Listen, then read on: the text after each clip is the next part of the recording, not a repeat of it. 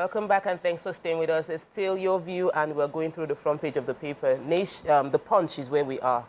The African Development Bank has onboarded 21 states for the second phase of its special agro-industrial processing zones program. We're excited about this. Yes.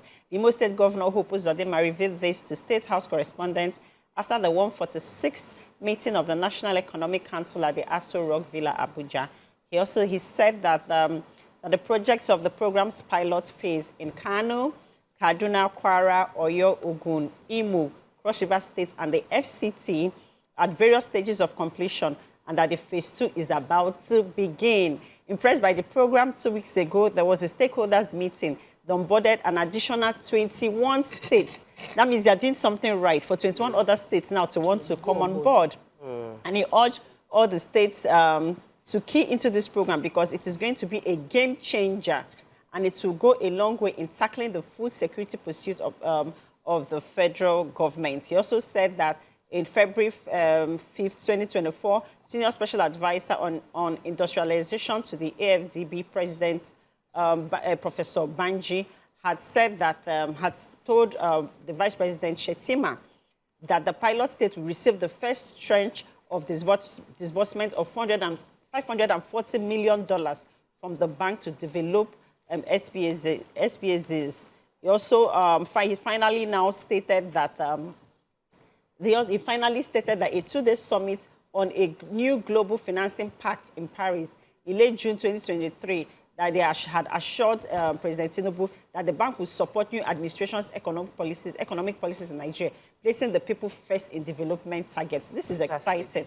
And let's see how this happens with the hunger in the land and with agriculture. So making food more affordable. Yes, more affordable, it's key. Okay, I have the one of rest 31-year presidential ambition, Bodejo tells Atiku, and this one, a former deputy national chairman of the People's Democratic Party, Chief Bodejo, has advised former President Atiku Abubakar to end his 31-year-long bid to be president.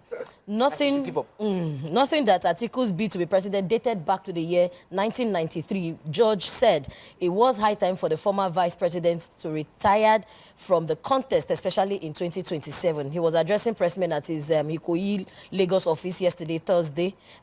George urged Atiku to assume the position of an elder in the nation and leave the bid to posterity.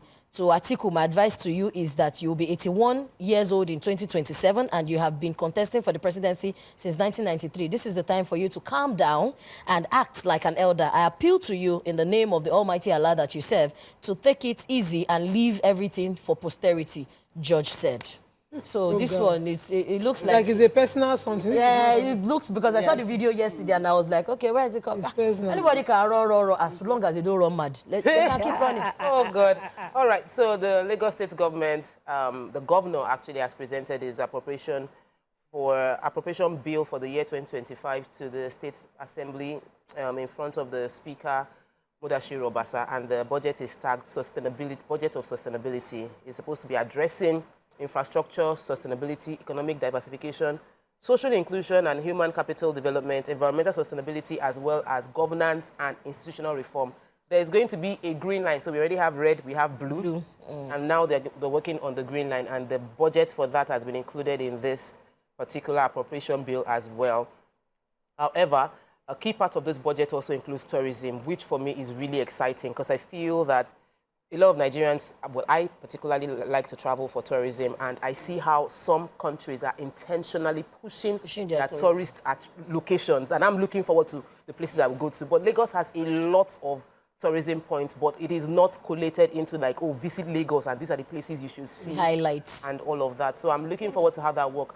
As always, we have not prioritized education as much as we should. Moving on to Daily Sun. Major headline in Daily Sun is reps reject 6-year single tenure for and favor power rotation. Move to increase number of FCT High Court judges from 75 to 100. In other news, I've taken the story of our governor presenting the budget. Crisis hits ACF over 2027 presidency. We're still in 2020, you know? In 2024. Interesting. ECWA's arrests, we haven't taken that story. The fact that the military hails the Finnish police and wants him extradited to face justice in Nigeria. National Assembly approves Tinubu's new external borrowing of $2.2 billion. Ifeanyimba, it is finished. Once again, our heart goes out to his family. Federal government to continue to prioritize social investment programs. I already took that story. So, do we have any story in So I have the major headline in the Sun. Okay. So the House of Reps yesterday rejected the bill seeking to amend, moved by the group. This group called itself the Ages of Reformed-Minded Legislators. And this bill seeks to amend, Section 3, Section 7, Section 135, Section 137, Section 180, 182 sub 1 of the 1999 Constitution that we use presently as amended.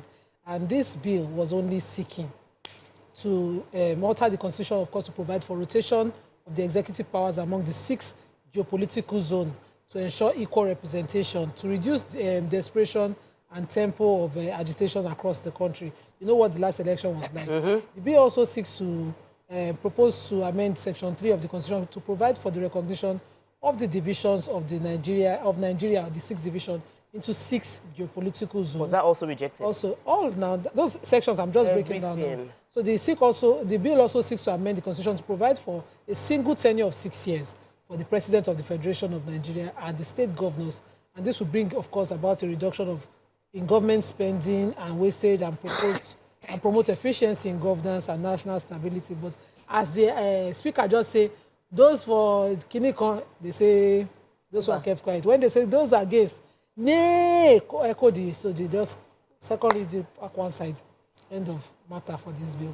Okay, the one I have here is the Katsina governor launching a community development initiative. And this one says that the Katsina governor, Diko Umaru Rada, has launched the Katsina State Community Development Program, KSCDP. MDP. Speaking during the launch at the government house on Thursday, the governor described the project as an initiative designed to empower communities and ensure development of the grassroots through participatory governance. According to Rada, development is not a gift, it is a collective effort. This program represents our belief in the potential of every community, every family, and every individual in Katsina State. He also reiterated that each center will feature 3 critical offices: community development, community support, and community learning, designed to address infrastructure, social services, education, and economic empowerment. He further outlined that some of the key goals of the initiative to include enhancing social cohesion, economic empowerment, promoting gender equity, improving infrastructure access, and ensuring environmental sustainability. And he put categorically, he said, shifting from a top down to a bottom-up strategy fundamentally transforms project implementation. So we hope that because all of these our Cardassian states, the KKK states, we've seen them over the years, and we really hope that this development will be implemented because a lot of people there, they are undereducated. In fact, most of them are not educated. Illiteracy is still a big thing around that area. So it will be nice to see the governor implement. Yes, our heartfelt condolence to the families of late Senator Ifeanyimba is laid to rest today. I know the Igbo land today is going to be, filled with cries and, sadness, but, God is God and our heart goes out to the family. Moving on to Nigerian Tribune, major headline: State Police, Kwara, Kebbi, Adamawa, FCT get 1 week to submit position. Sanwo-Olu has presented his budget for 2025. Zenith Tech Fair, we've discussed. International Criminal Court issue arrest warrant for Israeli Prime Minister. At UBA, business series, experts say innovation, passion, crucial to build successful businesses. CDS hails IPOB leader Simon Ekpa's arrest in Finland, expresses hope of his extradition. National Assembly retirees lose 20. Others bedridden as federal government delays inauguration of pension board. Now, that is a story we must take before we go on a break. Okay, so no fewer than 20 retirees of the National Assembly have died while waiting for the payment of their gratuities, pensions, and according to this source, non-payment of most of their pensions and gratuities is a result of the failure of the federal government and the National Assembly to inaugurate the National Assembly's pensions board. The reason I took the story was I wanted to blame them for not subscribing to the pensions, but only to find out that they didn't have. And so they're meeting with the with the president of the National Assembly of the Senate, as well as, the president, hoping that this will be corrected. said that they had a meeting in February, that a report that they submitted to the Senate President that has not been treated since February. We're in November now.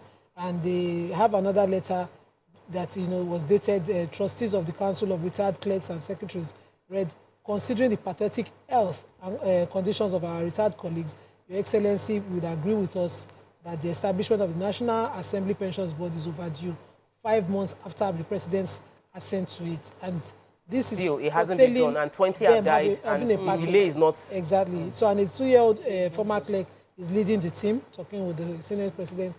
This is embarrassing. Very, very. Because these people are the highest connected. If it's about connection. It's about connection, and they shouldn't be ignored. I have the Finnish police arrest Simon Ekpa over terrorism charges. And this one, Finnish Nigerian separatist leader Simon Ekpa has been detained in Finland alongside 4 others over allegations of terrorism-led activities, including incitement to violence and financing terrorism. According to the Finnish publication Yield, Ekpa was remanded in custody by the Päijät-Häme District Court on charges of public incitement to commit a crime with terrorist intent. The Finnish Central Criminal Police confirmed the arrest on Thursday, revealing that other suspects are accused of financing terrorist activities. And the detentions are related to a preliminary investigation in which a Finnish citizen of Nigerian descent, born in the 1980s, is suspected of public incitement to commit a crime with terrorist intent, authorities said. So well, he's been proven like untouchable for a while. A lot of Nigerian forces are happy about the arrest because it just shows that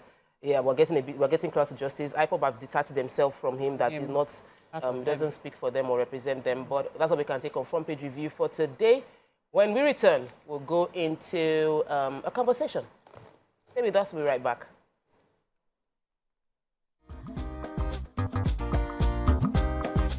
Stay tuned. Your View will be right back.